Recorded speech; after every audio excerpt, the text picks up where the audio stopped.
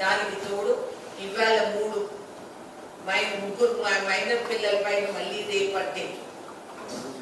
ముఖ్యమంత్రి గారు రాష్ట్రంలో ఉంటూ స్టేట్లో సిటీలో ఫామ్ లో కూర్చొని ముచ్చటకైనా నోరు పెదవరా?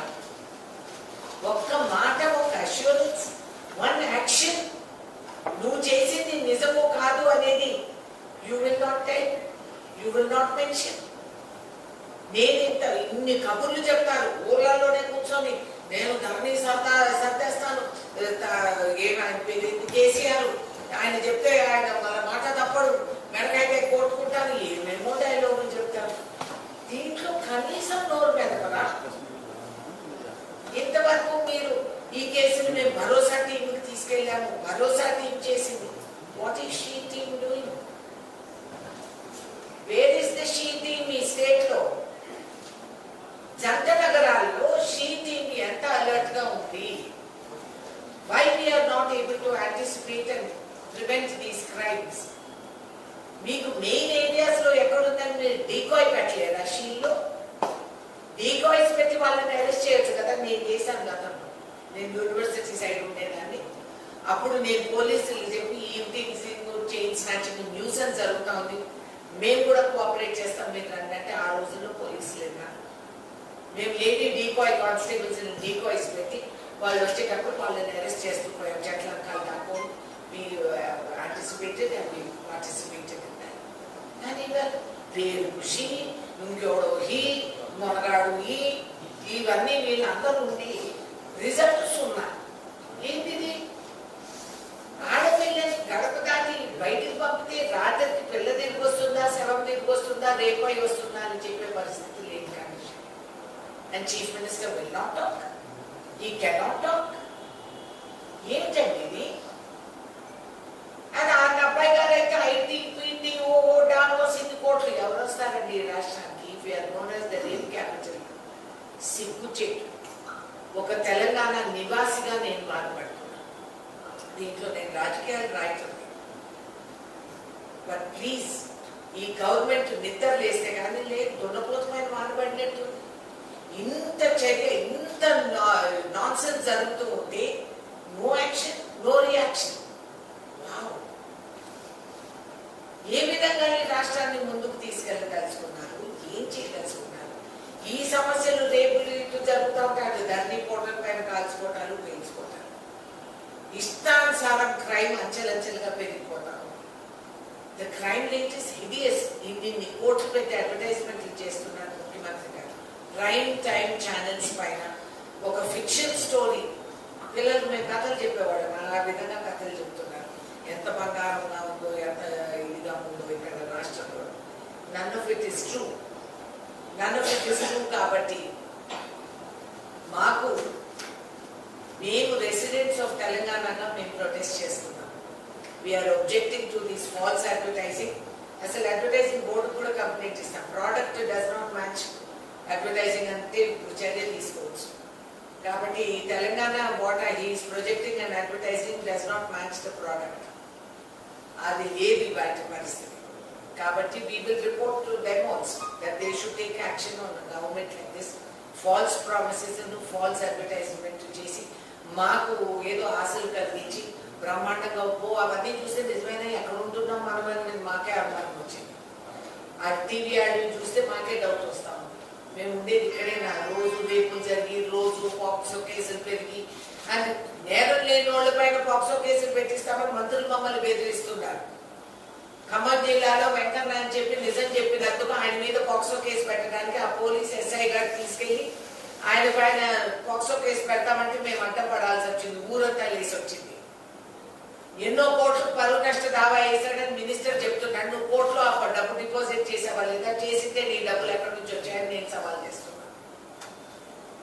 నిజం చెప్పేవాడిని నేరస్తుడిగా చేసి నిందలు మోపి ఈ విధంగా అరాచకాలు జరుగుతూ ఉంటే ఈ రాష్ట్రంలో అధికారంలో ఉన్న వాళ్ళే ఈ విధంగా ప్రవర్తిస్తే సామాన్యుడు రోడ్డు మీద పోయేవాడు ఎందుకు నమ్ముతాడు? పోలీసు సిబ్బందులు నన్ను ఏమన్నా బెదిరిస్తారో, ఏమన్నా చేస్తారో విచ్చలవిడిగా ఫ్రీ, ఎవడెక్కడ ఉన్నా కూడా you can do what you want. This is the result of this government. This government has failed. There is no law and order. Governor కి వీళ్ళు ప్రోటోకాల్ ఇవ్వలేని గవర్నమెంట్ మహిళల్ని గౌరవిస్తారని మేము భ్రమపట్టం లేదు. And already today U-turn TRS towards BJP. మీరు KTR statement చూసారా? వా, ఏమి స్టేట్మెంట్!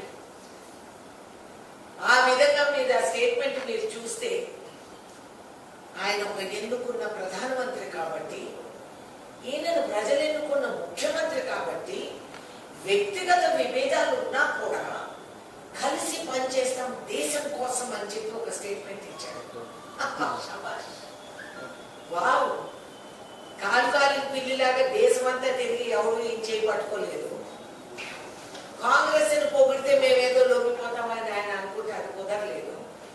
కాబట్టి నేను ఎప్పుడూ చెప్పింది ఇదే, బీజేపీ అండ్ టిఆర్ఎస్ కలిసి ఆడే గేమ్స్ తోడు దొంగలు, కవలి పిల్లలు.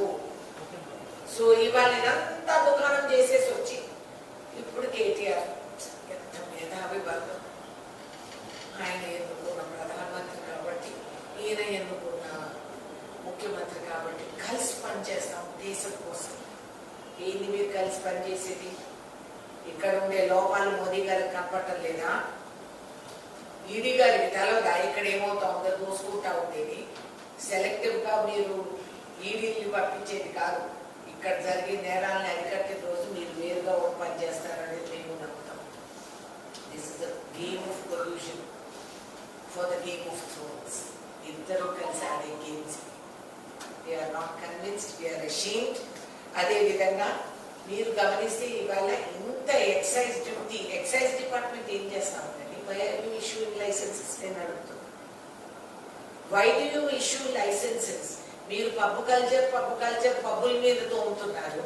పబ్బులు ఫ్రీగా అడగటం లేదే, మీ దగ్గర ఎక్సైజ్ లైసెన్స్ తీసుకుని అడుగుతున్నారు. హైయెస్ట్ రేట్ ఆఫ్ ఎక్సైజ్ వీళ్ళ దగ్గర 50 lakhs లైసెన్స్. 50 lakhs ఆ లైసెన్స్. అది బాగుంది, అది పప్పు కల్చర్ కాదు, అది డబ్బులు. దానికి ఏ కులము మతము ఏమీ ఉండదు. డబ్బుకి ఎక్సైజ్ డిపార్ట్మెంట్ డబ్బులు వసూలు చేసి లైసెన్సులు ఎక్సైజులు ఇస్తారు. పోలీసులు వెళ్ళి మళ్ళా వాళ్ళని సతాయిస్తారు. మళ్ళీ వాళ్ళ దగ్గర మామూలు వసూలు చేస్తారు. ఆ తర్వాత కేసులు పెడితే పప్పుకి అమాయకంగా వెళ్ళినోడు వాడు ఎదుర్కొంటాడు. ఇదే న్యాయం అండి?